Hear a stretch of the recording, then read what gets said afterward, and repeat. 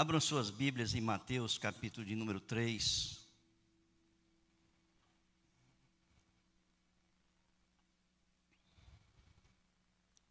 Nós vamos ler no verso de número 13 até o verso de número 17. Mateus 3, 13 a 17. Diz assim a palavra do Senhor: Por esse tempo, Jesus foi da Galileia para o Rio Jordão, a fim de que João o batizasse.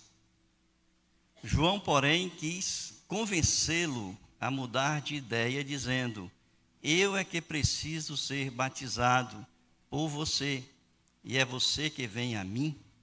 Mas Jesus respondeu: Deixe por enquanto, porque assim nos convém cumprir toda a justiça.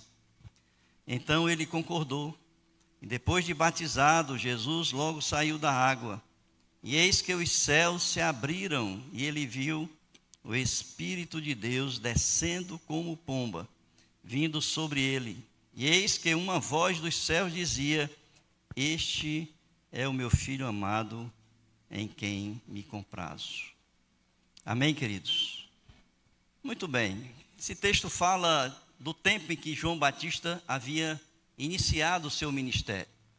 João começa pregando no deserto da Judéia, e ali ele prega o arrependimento. Por quê? Porque próximo estava o reino dos céus. E as pessoas então começaram a fluir para o deserto. E ali onde ele pregava, ele batizava as pessoas, e multidões iam até ele para que ele pudesse batizar. E a mensagem do povo era para alcançar todas as pessoas que ali estavam, porque ele chamava os saduceus, ele chamava os fariseus, ele chamava todas aquelas pessoas para que ficassem alerta e preparar o coração delas para a chegada do Cristo, e eles pudessem assim receber a pessoa de Jesus.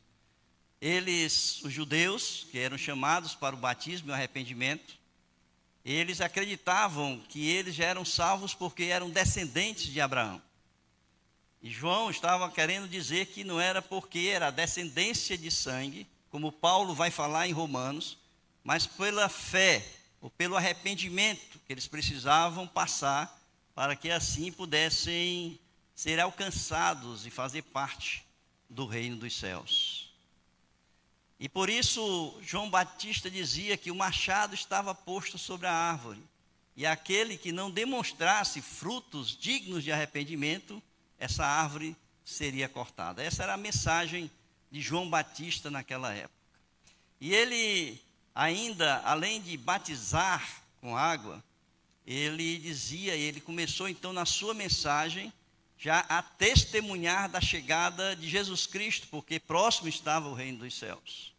E ele dizia: Eu batizo com água, mas chegará aquele que batizará com o Espírito Santo e com fogo. Então ele começa, se a gente for olhar um pouco sobre o capítulo de número 3 do livro de Mateus, é toda essa mensagem de João Batista, o início do seu ministério, e ele então começa a falar, e no final ele começa a apresentar a vinda da pessoa de Jesus. E ele dizia: Eu batizo com água. É interessante, irmãos, porque muitas vezes algumas pessoas pensam que o batismo com água inicia exatamente ali com João Batista. Mas se a gente for ver, a história vem do Antigo Testamento, quando Deus foi falar com o povo dele no deserto, ele disse que o povo precisava se purificar. Se nós olharmos o texto que está em Êxodo capítulo 19, no versículo 10,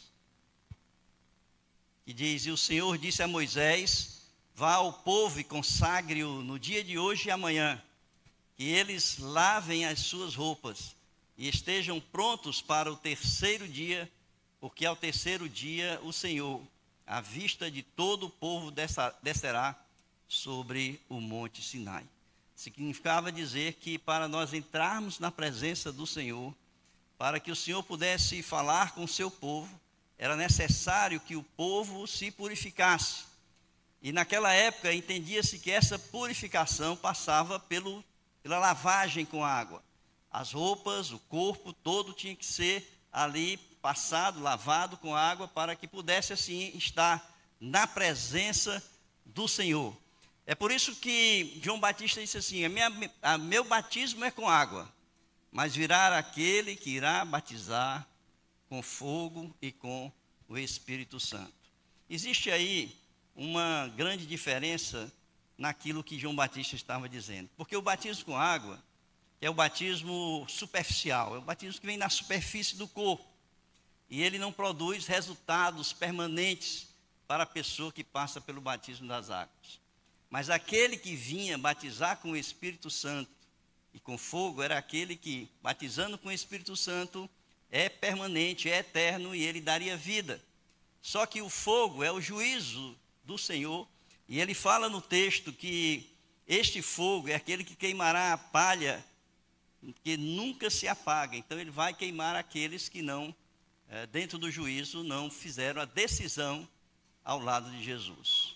Então a água, ela é um banho, né, é na superfície do corpo, e nós participamos como um símbolo da purificação que vem desde o Antigo Testamento, porque a partir daí nós começamos a andar na presença do Senhor. E quando nós entramos na água, simbolicamente nós estamos nos purificando para estar ali na presença de Deus.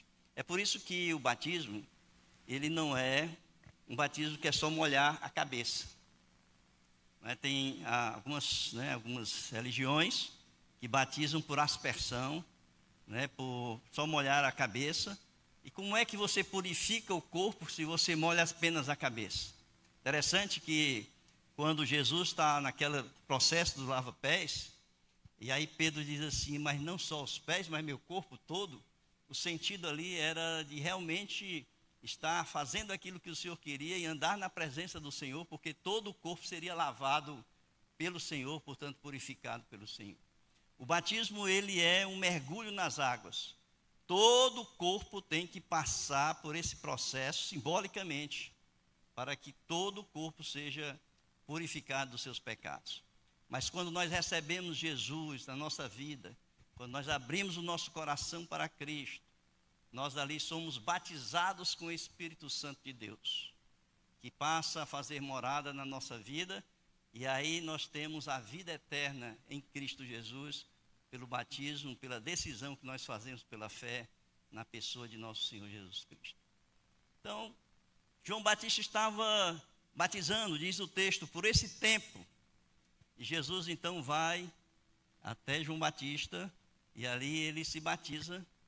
E João Batista estava dizendo: olha, minha missão é aplanar os caminhos do Senhor. Ou seja, preparar o coração das pessoas para a chegada do reino e para receber a pessoa de nosso Senhor Jesus Cristo como rei desse reino que estava chegando.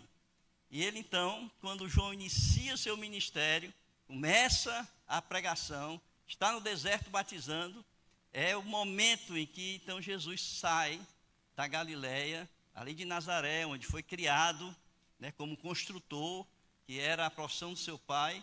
Muitas vezes a tradução na Bíblia fala carpinteiro, mas o texto no grego é construtor. Ele trabalhava tanto com madeira como pedra, ele era um construtor, ele foi criado ali. E ele sai então, deixa tudo para iniciar o seu ministério. Ele segue então ali para onde João Batista estava batizando, no deserto, ali no Jordão. E ele se encontra com João Batista. É o rompimento, irmãos, é exatamente o rompimento entre o Antigo Testamento e o começo do Novo Testamento.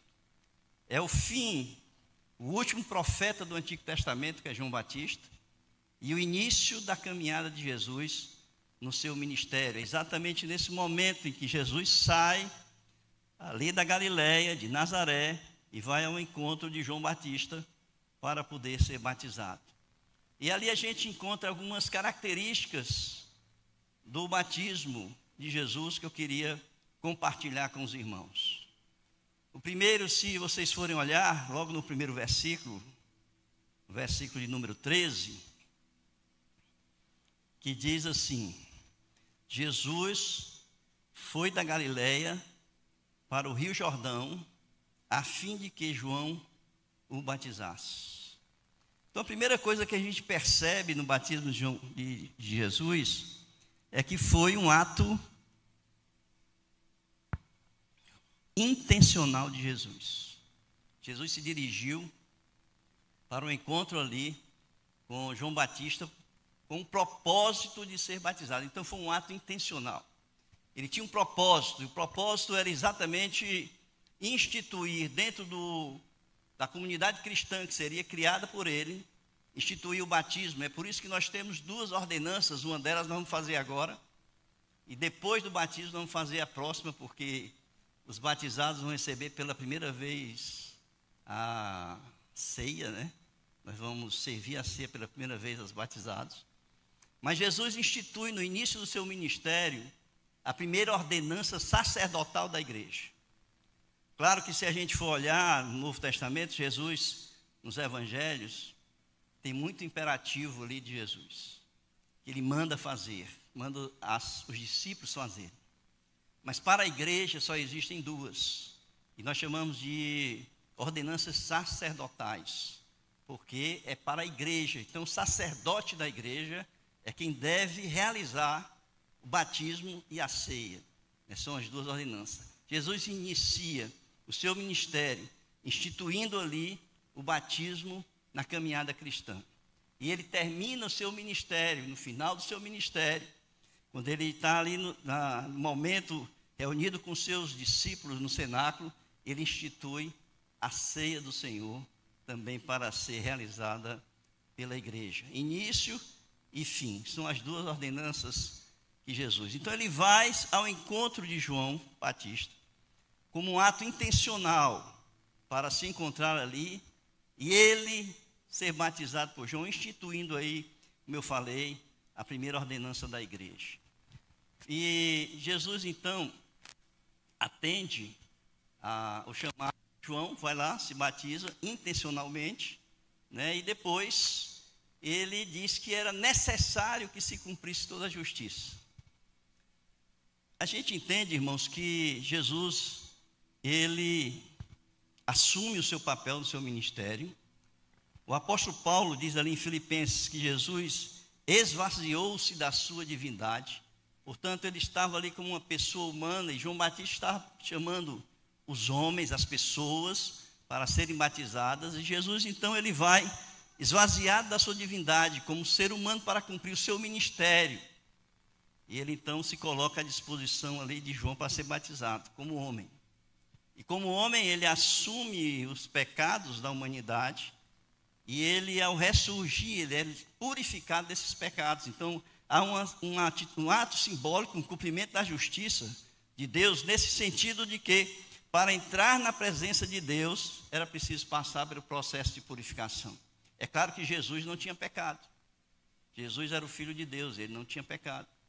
Então, ele faz isso de uma forma simbólica, para que seja instituído o batismo dentro da comunidade cristã, e iniciar aí o processo. É por isso que ele diz, é necessário, por ora, nesse momento, eu como homem, eu possa ser batizado para passar pela justiça, do cumprimento da justiça de Deus. Então foi necessário para que se cumprisse toda a justiça. É o segundo aspecto ali do batismo de Jesus. O terceiro é que, portanto, ele, para cumprir essa justiça, ele assume o pecado, ele se batiza e retira o pecado quando ele se levanta ali das águas no batismo. Simbolicamente é isso, né, irmãos? Quando a gente mergulha, nós estamos morrendo para os nossos pecados, para a vida de pecado, e quando nós ressurgimos, nós estamos aí purificados para a nova caminhada com Cristo Jesus. O outro aspecto no batismo de Jesus é que quando Jesus sai do batismo, ele é apresentado por João, mas também é apresentado pelo Pai, não é?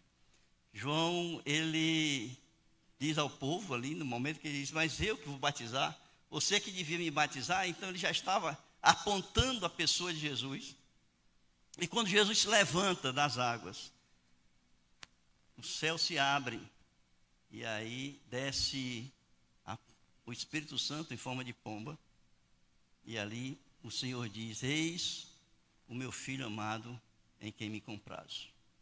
Então há uma apresentação de Deus para o seu filho, e naquele momento, quando ele sai das águas, ele vai para o deserto para ser tentado, ali começa o ministério de Jesus Cristo. O ministério começa ali, e ele então vai para o deserto para ser tentado.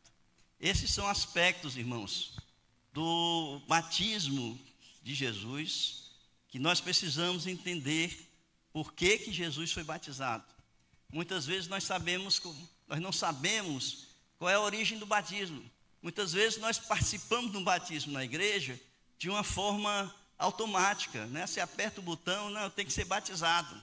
Mas eu tenho que ser batizado por quê? Eu tenho que entender as razões do batismo. Eu tenho que entender a origem, por que nós, na igreja cristã, nós batizamos e por que nós batizamos por mergulho. Porque todo o corpo tem que ser purificado, né? Então, nós precisamos entender, e todo esse entendimento passa nesse texto aqui do batismo de Jesus. Mas a pergunta é: quem pode ser batizado? E a gente então vai passar ali para o texto do eunuco. E ali no texto do eunuco nós vamos ver que existe ali um relato de uma pessoa que é evangelizada por Filipe. Filipe o evangelista, não é Filipe o apóstolo, não é Filipe o evangelista, que estava em Samaria pregando o evangelho, pessoas, multidões se convertendo, e o anjo do Senhor, um anjo, não é o anjo, é um anjo do Senhor, vai até Filipe e diz para ele ir para Gaza, descer no sentido de Gaza. E ele encontra ali um eunuco. Quem era esse eunuco? O eunuco era um judeu, né? Algumas pessoas não entendem assim, mas o texto é claro, porque ele foi para Jerusalém para adorar no templo. E ele não podia ser um prosélito, porque o prosélito tem que passar pela circuncisão, e se ele sendo eunuco não passaria. E então ele é um judeu. Existem os historiadores que falam que parte da tribo de Dan foi para a África, e ali, né, ficou uma parte do povo judeu da tribo de Dan naquela região. A região onde ele morava, onde ele ficava, era que atualmente é o Sudão, né? A parte da Etiópia, onde hoje é o Sudão. Então ali ele foi a semente onde Deus mandou que Filipe fosse evangelizar esse judeu, para que ele, a partir dali, fosse a semente de uma das grandes igrejas que surgiu naquela época. Os historiadores contam isso, ali na Etiópia, que hoje é o Sudão. Uma das maiores igrejas que surgiu na época, vamos dizer assim, da igreja primitiva, foi ali naquela região, e a semente dessa igreja foi aquele etíope, judeu, que estava ali voltando de Jerusalém, que tinha ido para adorar o Senhor no caminho de Gaza, né, na faixa de Gaza ali, no deserto. E ali Filipe encontra. E quando o encontra, o Espírito Santo diz para Filipe: vai e encosta aonde ele está. E ele vai para lá. E ele escuta aqui, ele vê que o etíope está lendo, né, Isaías 53. E ali ele então começa a falar com o eunuco, evangeliza o eunuco. E o eunuco ali se converte e é batizado. Nós queremos tirar algumas lições desse texto, no que diz respeito ao batismo. Primeiro é que a fé vem pelo ouvir e o ouvir da palavra. A pessoa que é batizada tem que passar pelo processo de conversão primeiro. E a conversão só acontece quando a pessoa conhece a verdade que é anunciada através do Evangelho. Quando a pessoa é confrontada nos seus conceitos, as suas verdades, aquilo onde a sua vida está firmada, e é confrontado com o Evangelho, as suas bases ali começam a ser pensada e refletida, e no momento em que você vê que os seus caminhos estão diferentes dos caminhos de Deus, e que você está distante de Deus, você pode ali ter a oportunidade, ao conhecer a verdade, de se converter, de entregar a sua vida a Jesus. Foi o que aconteceu com aquele eunuco. O eunuco começou a ler Isaías, não estava entendendo nada, porque quem não tem o Espírito não tem o discernimento da palavra. E ele estava lendo ali, e Filipe chega e começa a pregar a partir daquele texto em Isaías, e aí ele vai até o sacrifício de Jesus, e ele prega a palavra, e o eunuco se converte. Então, o primeiro processo aqui da conversão do eunuco é que a gente precisa passar pelo ato da conversão. E a conversão é o ato de abrir o coração, de receber Jesus como seu único e suficiente Salvador. É reconhecer que você é um pecador, é se arrepender dos seus pecados.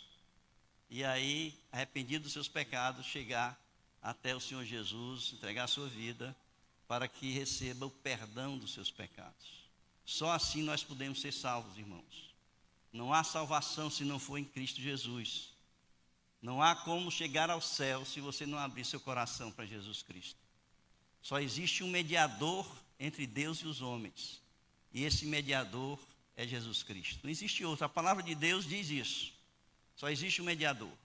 Se nós queremos chegar ao céu, se nós queremos ser salvos, se queremos ter a vida eterna, nós precisamos nos converter para a pessoa de Jesus Cristo, pela fé, porque a graça do Senhor nos inunda, e quando Ele derrama da sua graça, nós passamos a crer em Cristo, e pela fé nós somos salvos. É o que diz o apóstolo Paulo no livro de Efésios, capítulo 2, a partir do versículo 8, quando ele diz que pela graça sois salvos mediante a fé.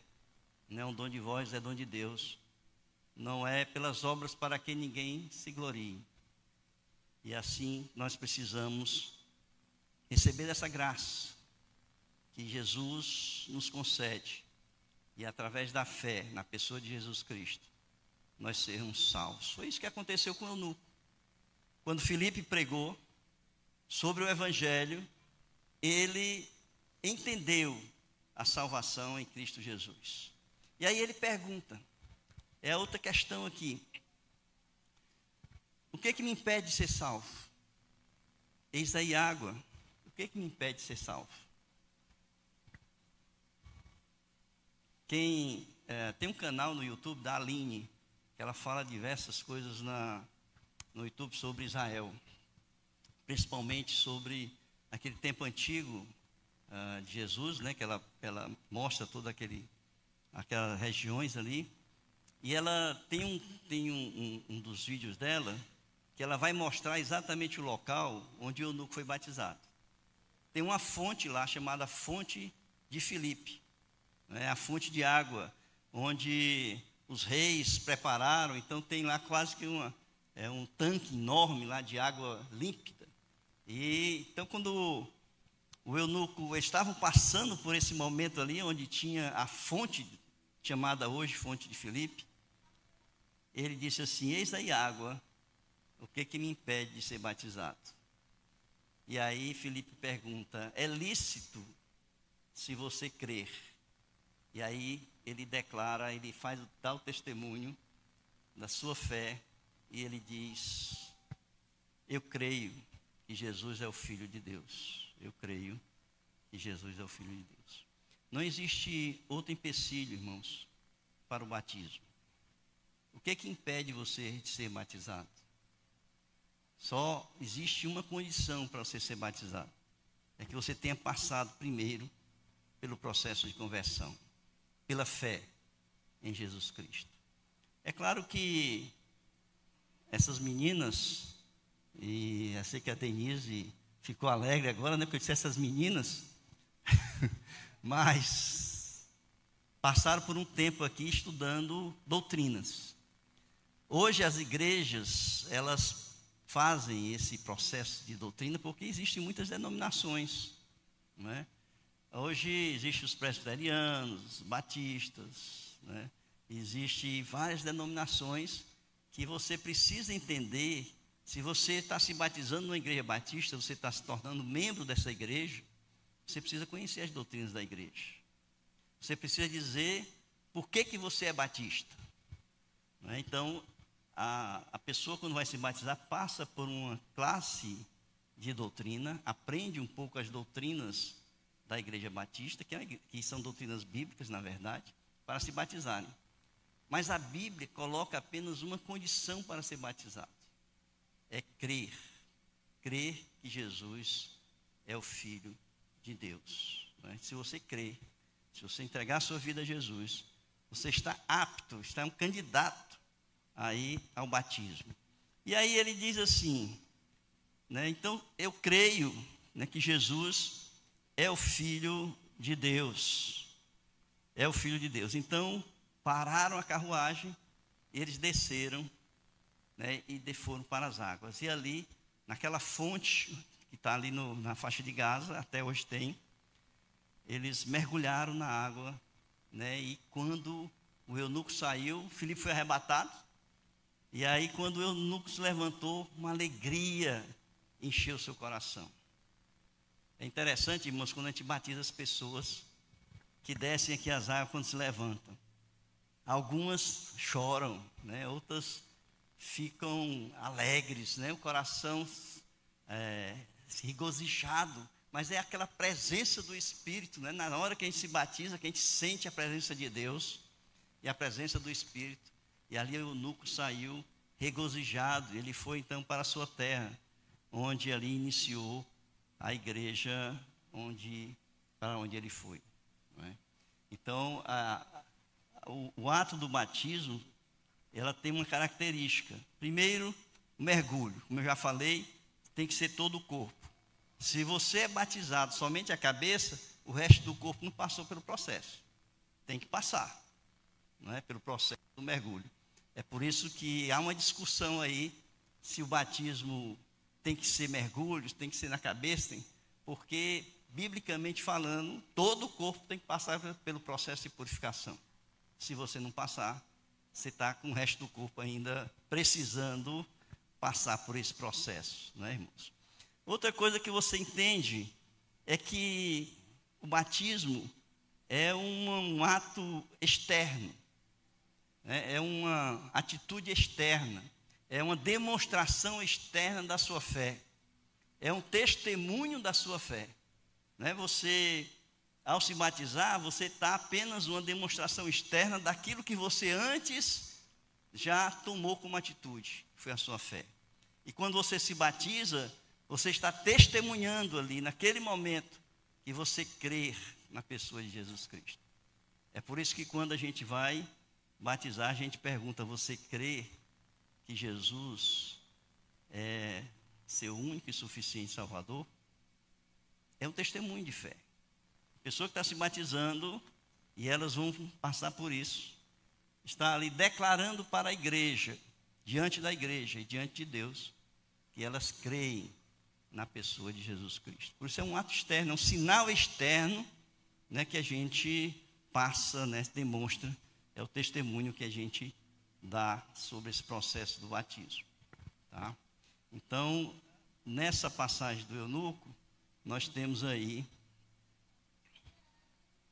todas essas características, né, que a gente pode tirar como lição para esse momento em que nós vamos batizar.